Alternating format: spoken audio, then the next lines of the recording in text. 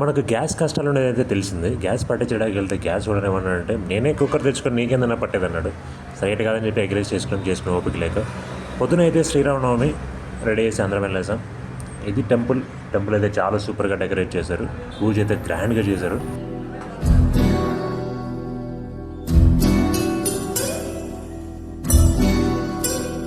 సరే పూజ అయిపోయింది కదా అని చెప్పి భోజనాల కోసం వస్తే క్యూ చూసారు ఎంత పెద్దగా ఉందో.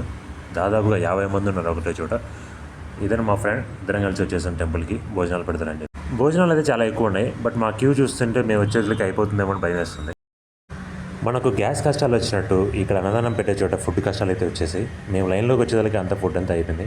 మాకైతే ఈ కేసరి కలర్ రైస్ మాత్రమే పెట్టారు. ఫుడ్ అయిపోయిన తర్వాత దర్శనం చేసుకున్నాం. మధ్యాహ్నం అయితే ఫుడ్కి అయితే అయిపోయింది. ఇంకా ఈవినింగ్ కూడా ఫుడ్ కావాలి కదా మనకి. అందుకే ఇక్కడ శ్రీరామనవమి పూజ జరుగుతుంటే వచ్చేసాం. ఏదైనా ఫుడ్ పెడతారని చెప్పి పూజ అయితే మంచిగా జరిగింది.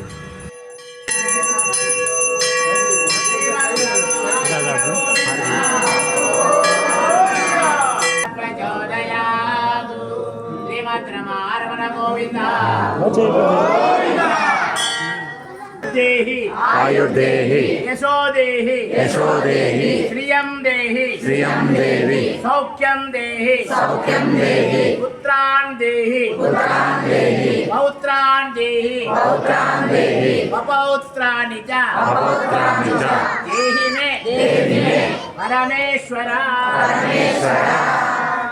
ఫైనల్గా పూజ అయిపోయింది. ఇదిగో మా చిన్నారి పాపతో ఇంకా ఫోటోషూట్ అయితే రెడీ చేస్తున్నాం. ఈ పాప డాడీ మమ్మీ లేనంత వరకు సైలెంట్గా ఉంటుంది. వాళ్ళకి కనిపించారంటే మమ్మీ డాడీ అని అరుస్తూ ఉంటుంది.